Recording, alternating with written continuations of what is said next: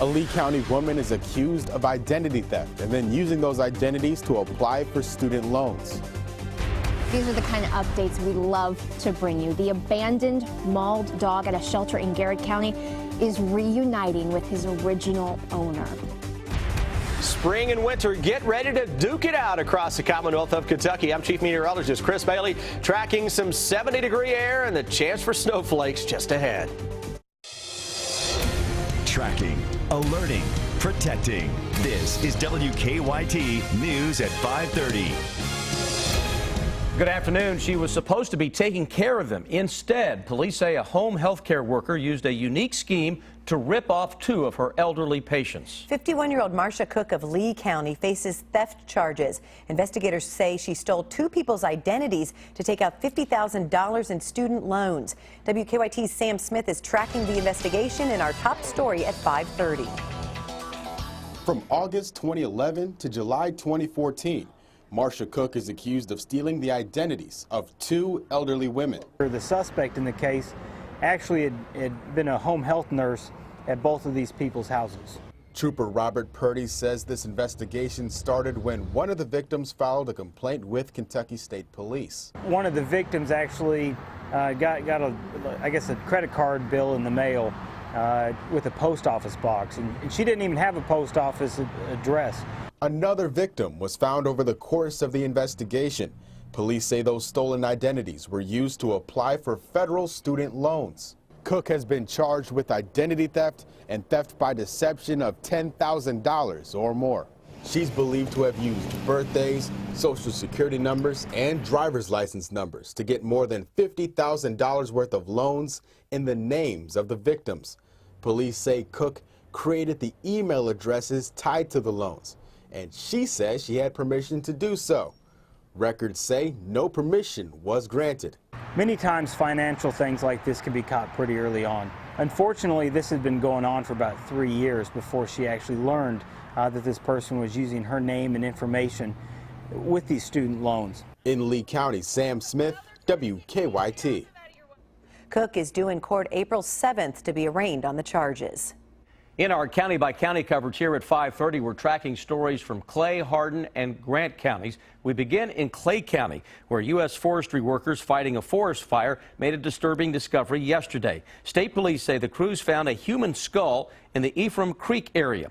Investigators say it appears to be skeletal remains that have been there for years, possibly even decades. The remains were located near an old cemetery, but it's not known if there's a connection with that. The remains were sent to Frankfort to be examined by a forensics expert.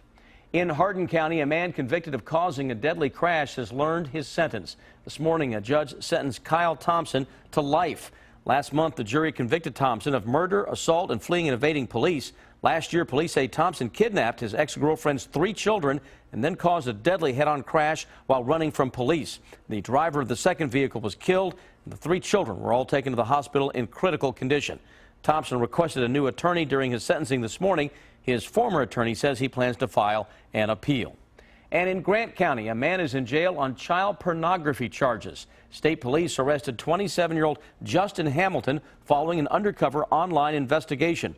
Police say he was sharing pictures on the internet. Investigators say they seized computer equipment from Hamilton's home. He's charged with 11 counts of possession and 9 counts of distribution of matter portraying a sexual performance by a minor. We have a heartfelt update on a heartbreaking story. A dog the Garrett County Animal Shelter treated this weekend for injuries they believe came from a dog fighting ring is headed home. Shelter leaders say his real home is with a family in Pulaski County who lost him 2 years ago. WKYT's Kristen Kennedy is in Garrett County for the reunion.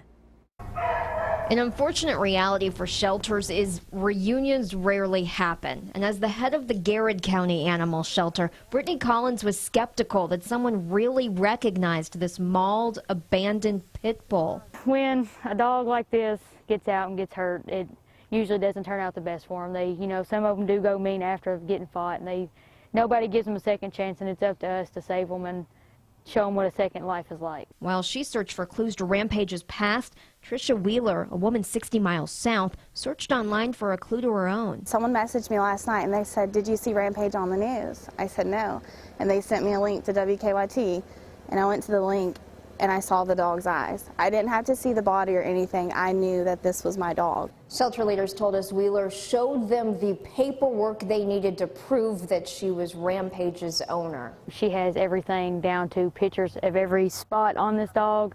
Matches perfectly. Wheeler said when Rampage was still a puppy, someone took him from her backyard when she wasn't home. I've missed you so much.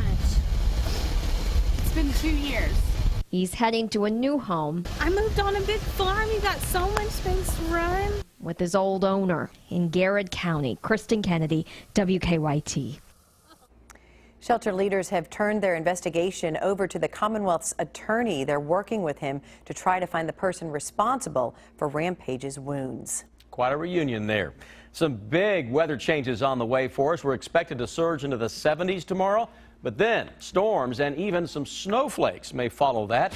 Chief Meteorologist Chris Bailey is tracking these bizarre changes from the First Alert Weather Center. Yeah, you know, a lot of folks out there today, Sam, would probably go ahead and like to change it up a little bit. It's ugly into parts of the region as of now. We take a look outside in Lexington, overcast conditions. Thankfully, we've turned the faucet off.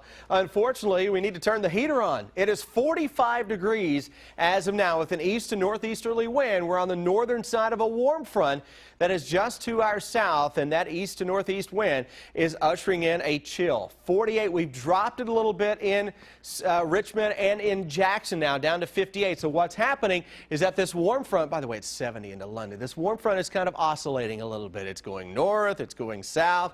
Eventually, it's going to lift its way onto the north later tonight and into tomorrow. Now, on the northern flank of that, that's where we're seeing some chilly showers into much of the area. Getting in on some of those lighter rains now from Moorhead down into the Big Sandy Valley. A lot of overcast conditions, still a sprinkle or two across parts of the Lexington metro. Steadier rains now pulling out of Winchester back into Lexington. You may have a little area of drizzle or a sprinkle, but overall, nothing like what we had just an hour or two ago. A lot of clouds out there, still some more showers to go through into western parts of Kentucky. That's on the leading edge. Again, of this really warm stuff that is slowly lifting northward across the Ohio Valley. So your weather headlines, here's what we're targeting in the coming days. Scattered showers around tonight, tracking a very strong cold front that will give us that taste of spring, guys. But what goes up, the old saying says, must come down, and that is a big crash that I'm tracking with your thermometer on Thursday with a taste of winter time that tries to follow that up. Interesting hour-by-hour forecast a little later on.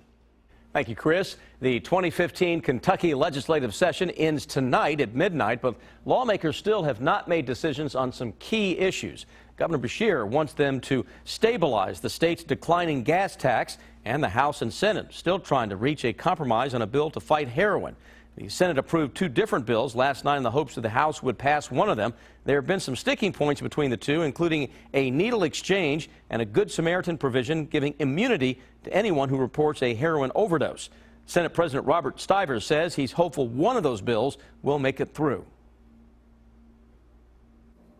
The University of Kentucky Hospital will soon be able to hand out heroin overdose reversal kits. The kits include 2 doses of Narcan, a drug that immediately reverses the effects of heroin. The kits will be given out to patients treated for drug overdoses. They're paid for with grant money through the state's Substance Abuse Treatment Advisory Committee. The program is expected to be up and running by the end of spring. A benefit is being held to support the family of a Nicholasville police officer killed in a crash. Officer Burke Rhodes died in a crash earlier this month in Garrett County. RE/MAX Elite Realty in Nicholasville will host an event April 9th to raise money for Rhodes' widow and his children. The event will include several raffles and door prizes, as well as a live and silent auction. Admission is $10 per person, with all money raised being given to Rhodes' family.